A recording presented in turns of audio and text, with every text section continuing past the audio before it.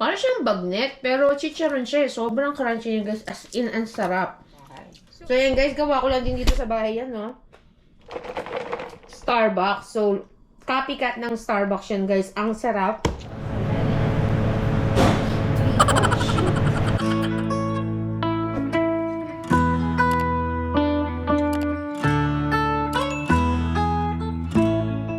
Good morning guys.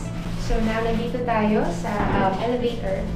Mapapasin nyo guys, may dala akong mga recycle. So, itong mga recycle na to,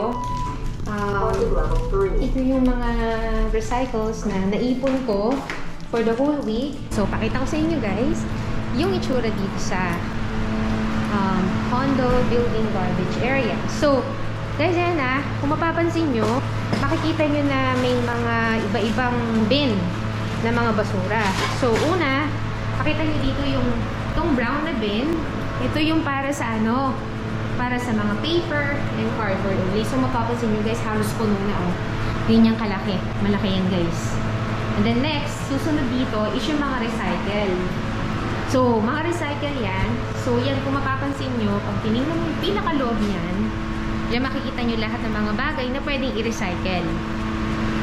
And then, in the rest of the two, ito, ganun din, yung mga cardboard, saka mga paper. So, mas marami siguro yung mga ganun, kaya mas maraming bin para doon. Dito naman, sa part na to, may mga 3 bin. Ito sa mga bin na kung ano-ano, like mga plastic, ganyan. So, pakita ko sa inyo yung itsura, ganyan, no? So, yung itatapon mo dito, is yung mga bagay na hindi na-categorize dito sa mga bins na yan. Diba? So, ganyan dito sa Canada, guys, talagang very particular sila when it comes to garbage. So, dito naman, nakikita mo mga alcohol bottles only. So, yan, nakikita mo yung mga bottles na alak, ganyan. Kita mo dito, meron din silang mga nilalagay ng mga reminders para alam natin, maging guidelines natin kapag magtatapon ng mga basura.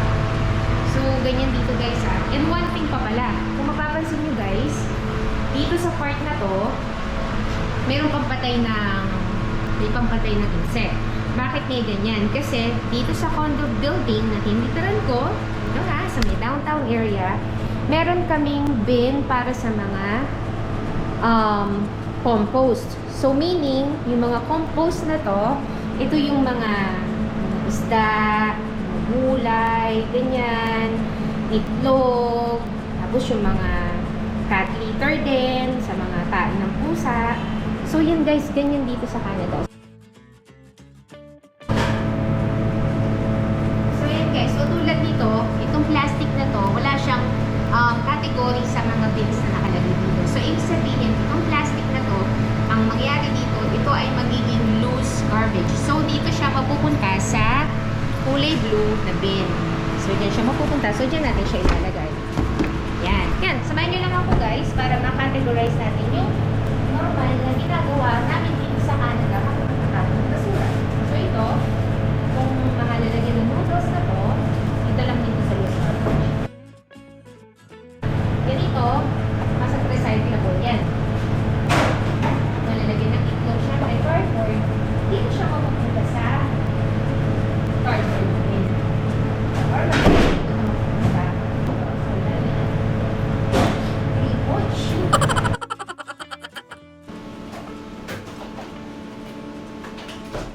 lalagyan ng alak. So, ito, lalagay ko naman dito sa alcohol cans. Pero huwag natin ibibitaw kasi baka mabasag. So, ito, mga loose garbage na, lalagay ko na siya sa blue bin.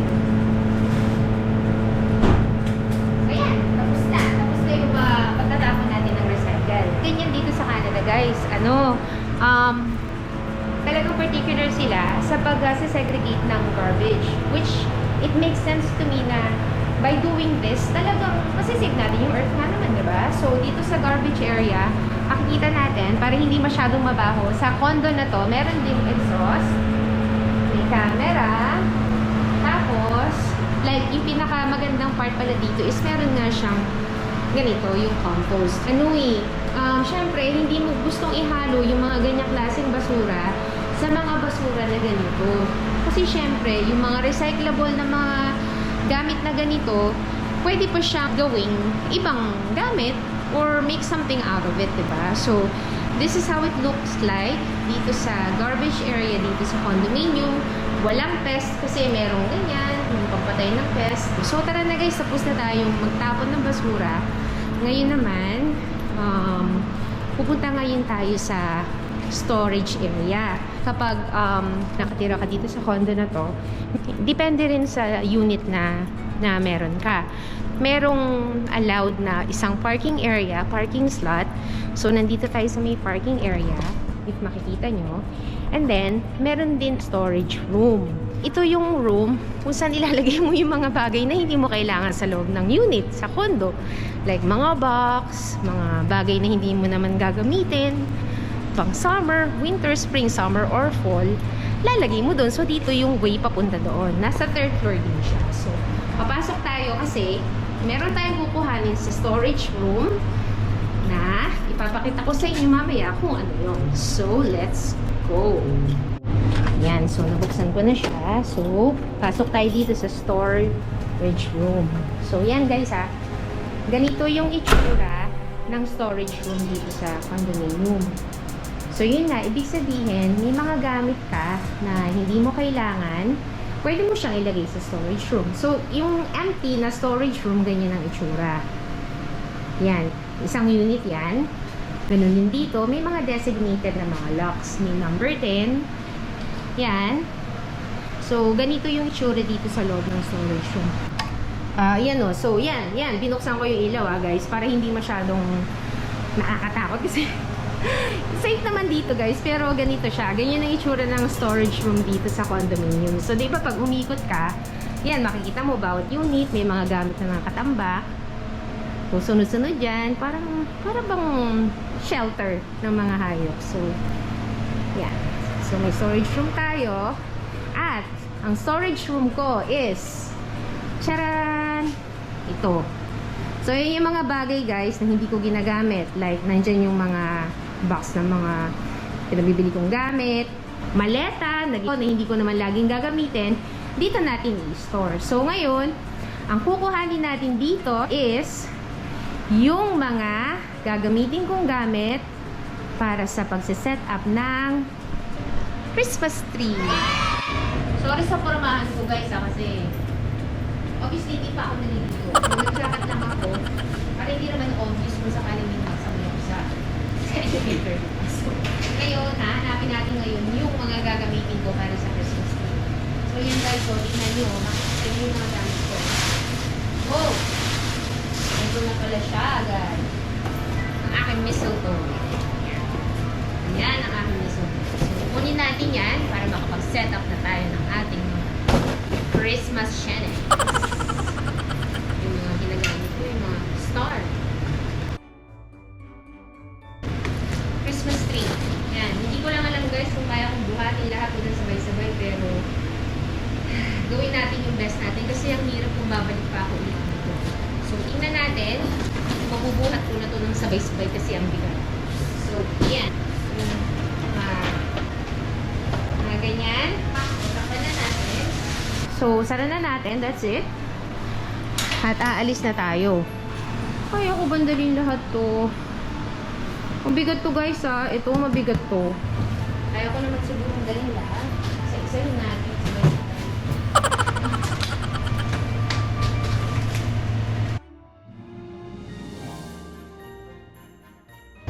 Make sure it's locked. Kasi mahirap na guys eh. Kasi may mga tagalabas. May mga walang bahay na pinipilit talagang pumasok dito sa condominium guys. Hindi kong nag-break in talaga sila guys para nag-break in talaga sila guys para para makapasok dito sa condominium. So, make sure pag may kinuha ka sa locker room, make sure talaga na nakasara. So, yun ang ginagawa natin yan. Nakalock naman na siguro. So, yun lang. So, let's go. Problema ko paano ko ito bubuhatin. Grabe guys, nandun tayo sa loob ng elevator. Nadala ko yung mga gamit. So, sa loob ng elevator, yan dinala ko na tong mga to. In fairness, nabuhat ko siya, medyo mabigat. Kaya nga nakalagay din, no? Caution heavy, pero ayoko na kasi bumalik ulit sa storage room. So, dito iba't ibang unit yan. So, dito elevator, tapos dyan, nandiyan garbage room, tapos may iba't ibang unit din dito sa loob. So, I think may mga 5 unit yata per floor dito sa side na to. So, yan. Pasok na tayo. Let's go. Yan na guys. So, nandiyan na yung mga gamit. Sorry guys, sobrang alam ko ang dami mga stuff dito sa loob ng bahay na to na hindi ko pa talaga naayos. Ayokong masyadong ipakita kasi ang gulo. Wala kasi akong time mag-ayos. Pero maybe today, magawa ko siya. But right now, ang meron tayo is ito. Isa-set up natin yan. Yung mistletoe, yung mga yan. At magluluto tayo. But before that guys, before anything else, kailangan natin maghugas ng kamay.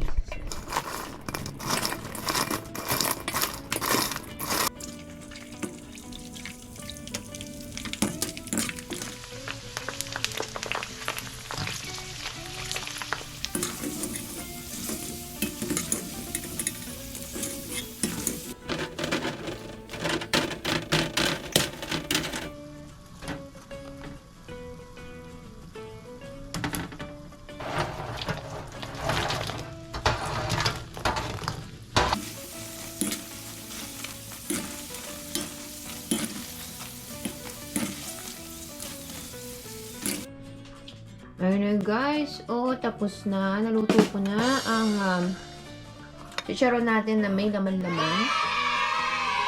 So, actually, tinira ko na siya. Nilikman ko na.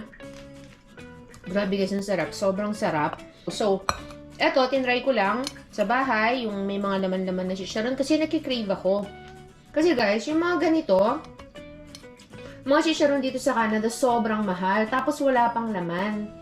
Eh ako personally, gusto ko kasi sa chicharon talaga, yung may mga laman-laman, yung tulad nito, oh. Yan, oh, mga taba-taba, ganyan. So, tara, i-taste test na natin. Though natikman ko na siya. So, itong sausawan ko na to, ito, pinakurat ko, binili ko yan sa Asian store. So, kainin natin itong may laman-laman. Ang sarap. So, ito yung reward natin for the day. So, yan, tikman na natin. Wabe.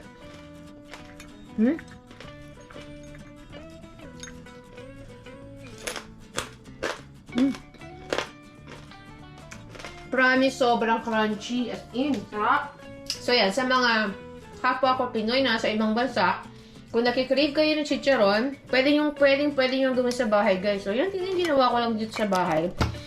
So, sobrang sarap. Tapos may mga laman-laman pa. First time kong gawin to actually eh. Pero yan no, naging successful naman.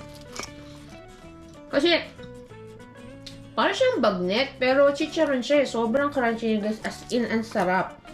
Bili lang kayo ng pork skin, na ganyan. Ay no, kaya natin gawing chicharon. Grabe, sapa kain tayo. Ito, may laman na naman. Yan. Wow.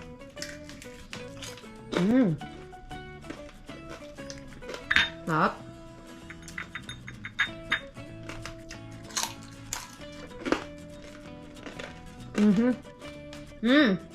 Sabi. Sarap. Sabayan pa natin ng Starbucks na gawa ko lang dito sa bahay. So, yan guys, gawa ko lang din dito sa bahay yan, no? Starbucks. So, copycat ng Starbucks yan, guys. Ang sarap. Inaral ko yung ingredients nito. Inaral ko. At masasabi ko, guys, kung hindi man kalasa, siguro, baka mas masarap. Baka mas masarap pa sa Starbucks to. Sobrang sarap. So, hindi ko na kailangan bumili pa sa Starbucks ng kape. Pag nagkikrave ako, anytime, dito sa bahay, meron ako laging ganyan, guys. Oh. So, yan yung mga pinag-i-enjoy ko dito sa bahay, ginagawa ko. Like ito, pwede natin sabing lapids yan. Kahit hindi naman lapids sa Starbucks, diba? So, yan guys, enjoy ko muna yung kinakain ko. And then, later on, usap ulit tayo. So, by the way guys, bago ako kumain, Just let you know na hindi ko lahat naluto lahat ng mga ginawa ko ha. Kasi, meron pa rin akong nakalagay sa garapon na to. Ito ang lahat ng mga pinatuyo ko na pork skin. So, anytime na gusto kong gumawa ng chicharon na ganito, ganyan ha. Anytime na gusto kong gumawa ng chicharon na ganyan, iprito ko lang. So, ibig sabihin nakalagay lang siya sa garapon. So, since luto na yan guys at natuyo na yan, tatagal yan over the, kahit lagay mo lang sa countertop. So, hindi kailangan i-fridge, lagay mo lang sa countertop, busan mo na konting na mantika, yung mga na-render na oil galing dun sa pagluluto niyan, mamaya, which is hindi ko pa nagawa kasi nga medyo mainit-init pa. So, yan guys, diba? At least, anytime na gusto mong mag-inom, kumain ka ng chicharon, mag-chill, meron ka sa bahay. So, yan guys ha. Yan, natutunan nyo sa akin. Okay. Sige, enjoy ko muna tong aking homemade Starbucks at saka homemade na lapis sa chicharon. See you later. Bye!